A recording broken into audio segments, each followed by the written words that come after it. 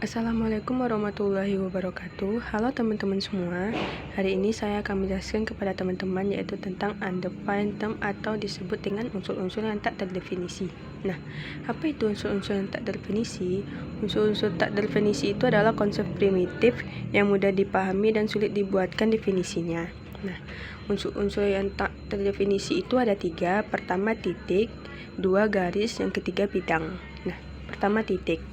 Titik itu adalah konsep abstrak yang tidak berwujud atau tidak berbentuk, tidak pula memiliki ukuran, berat, panjang, lebar, ataupun tinggi. Nah, titik itu disimbolkan dengan seperti ini, disimbolkan dengan nokta. Yang kedua itu garis. Garis itu merupakan kumpulan titik-titik yang hanya memiliki ukuran panjang dan berdimensi 1. Nah, contohnya seperti ini. Dibuat sebuah garis yang terdapat titik R dan S. Nah, garis itu bisa disebut dengan garis G dan bisa pula disebut dengan garis RS. Kemudian bidang.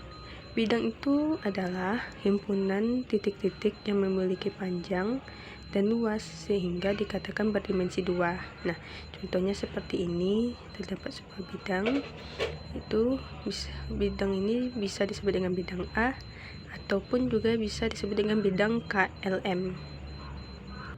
Selanjutnya yaitu bagaimana keberadaan titik dengan garis, titik dengan bidang, dan garis dengan bidang.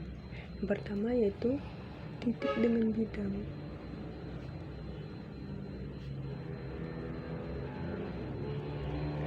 Nah, titik dengan bidang itu ada 2, yaitu pertama titik yang berada di terletak pada garis, titik yang berada pada garis.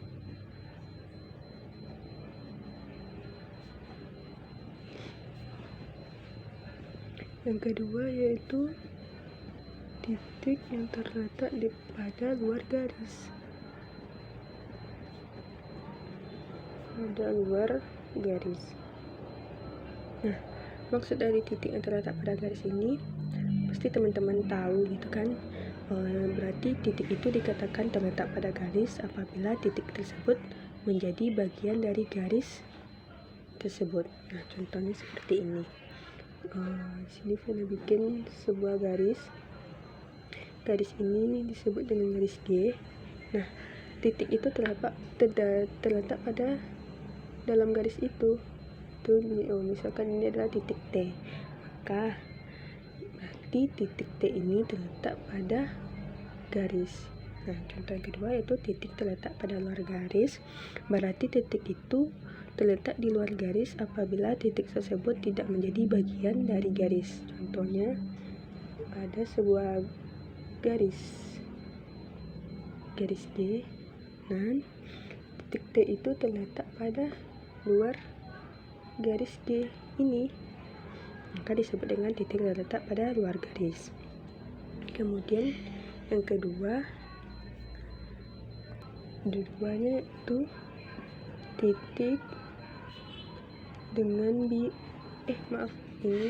titik dengan garis ini dengan garis, dan ini titik dengan bidang.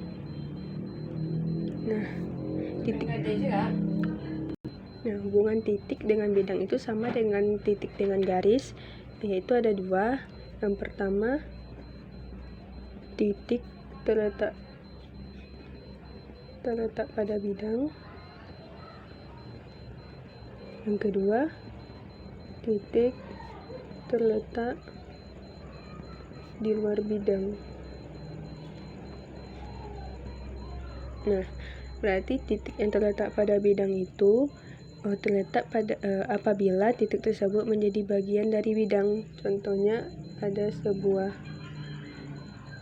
bidang, digambarkan sebuah bidang, berarti ini disebut dengan, misalkan ini disebut dengan bidang A, dan berarti titik itu berada di dalam bidang tersebut pada bidang A ini, maka disebut dengan titik terletak pada bidang. Yang kedua yaitu titik yang terletak di luar bidang. Titik yang terletak di luar bidang itu apabila titik tersebut tidak menjadi bagian dari bidang. Contohnya ada bidang bidang A, maka titik itu terletak di luar bidang ini. Maka disebut dengan titik terletak di luar bidang.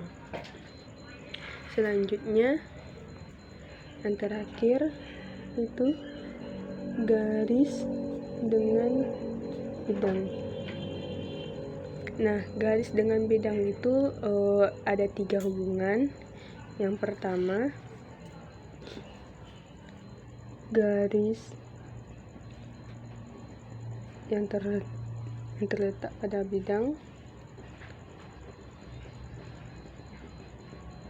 dan yang kedua, garis yang terletak di luar bidang, dan yang ketiga, ada garis yang memotong bidang.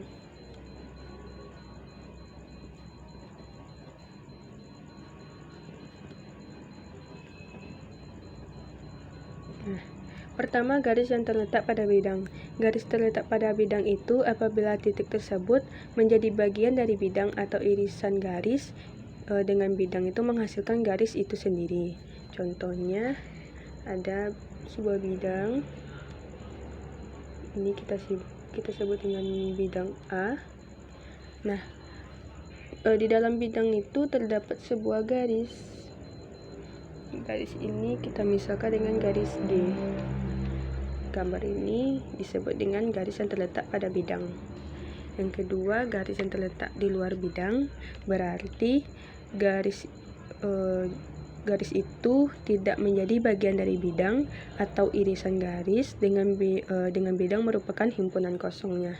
Contohnya diberikan ada sebuah bidang disebut dengan bidang A, maka garis itu terletak di luar bidang.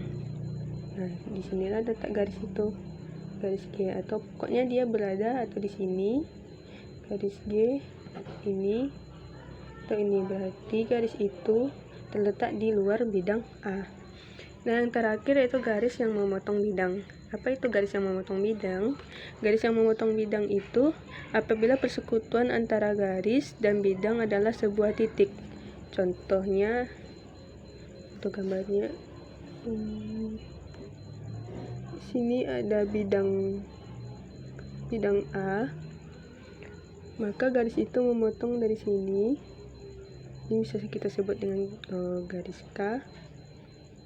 Maka dia akan menembus sebuah bidang itu. Kayak inilah titik potong dari garis dan titik potong garis pada bidang tersebut. Nah, baiklah, sekian, terima kasih. Wassalamualaikum warahmatullahi wabarakatuh.